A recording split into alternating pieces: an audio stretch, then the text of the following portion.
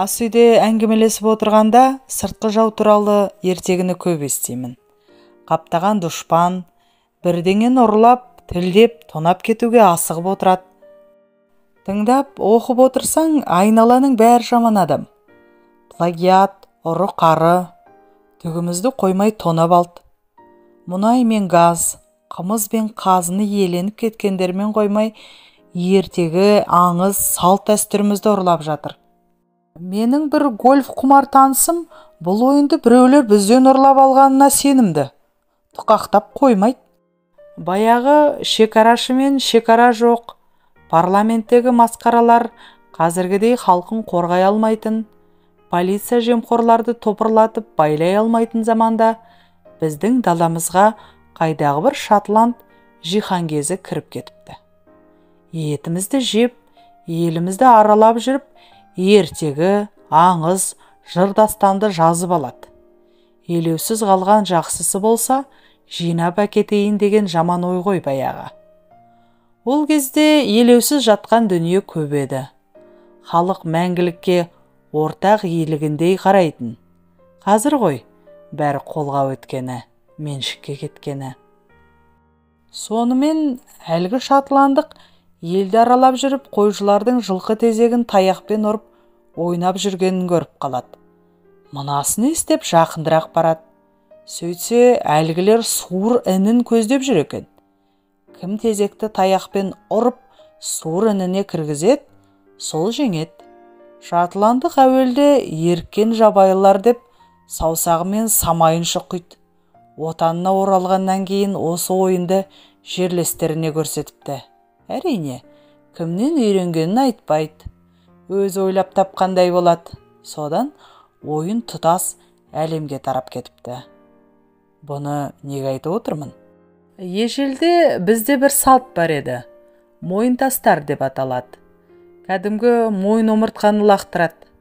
Мәні мынада. Отауға алғаш кіргенде қалыңдық табалдырықты оң аяғымен аттайды. Іле шала дәл солай күйеу жігітте кіреді. Күйеу төрге жайғасып, оның алдына табақ тартылады. Ол заманда қара уылдырық, ананас, анчоус деген жоқ. Асылған мойын ғана. Жігіт оны жақсылап, тап-таза етіп мүжуі керек. Одан кейін омыртқаны ақ шүберекке орап, түндік арқылы сыртқа атып жібереді. Мойынтастар деген осы. О заманда қоқыс шелегі деген жоқ. Өйткені далалықтар таза еді. Біреу шылымының тұқылын шертіп жіберсе, жабыла сап тәртіпке салатын. Тіпті сол далалықтардың ешбір шылымда шекпегенінде ақиқат. Табиғатта аялады. Оған қандай жақсылық жасасаң, қайтарымыңа одан да зор жақсылық бұйыратын білген. Табиғат ана ғой, ананы аялау керек. Үй сыртында бозбалалар жүреді. Сүйек аңдып. Омыртқаны лақтырған кезде қағып алуға тырысады. Кім ұстаса сол тез арада үйленеді деген ырым бар. Өте таныс салттың еркектерге арналған нұсқасы. Ішіңіз қылп ете қалған жоқ па? Бұл көрініс өте таныс емес пе? Иә. Жау деген сергек келеді. Европалықтар мен америкалықтарда осылай лақтыру бұрыннан бар. Сүйек орнына гүл шоғын атады. Қазір біздің тойларда да қалыңдық өстіп гүл лақтыратын болды деп естідім. Түптеп келсек, әдемі дәстүріміз ғой. Тонын теріс айналдырып, өзімізге қайта ұсынып жатыр. Олай болмайды. Омыртқаны түндіктен сыртқа атып жіберудің астарында мағына терең еді. Қандай? Қарапайым. Күйеу жігіт сүйек лақтырғанда ошақтың түтініне жол көрсетеді. Тек әрі биік ұшса, осы таудың түтіні түзу шығады, жоқшылық көрмейді деген сөз.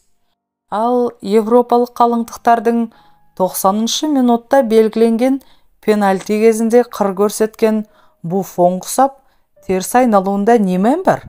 Ешқандай. Жай ғана жарыста эстафета таяғын ұстатқандай дүние.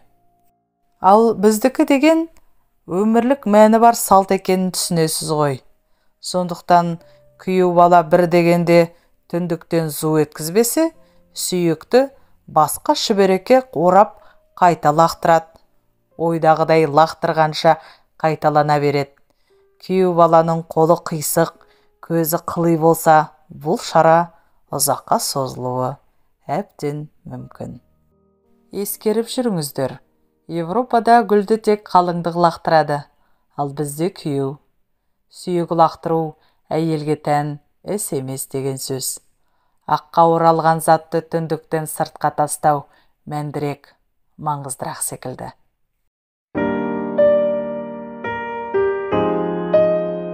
Ермек Тұрсыновтың «Қара шаңырақ» кітабынан алынған үзінді. Арнамның дамуына қолдау көрсетіп, лүпіл басып, пікір қалдырып, тіркеле кетулеріңізді сұраймын.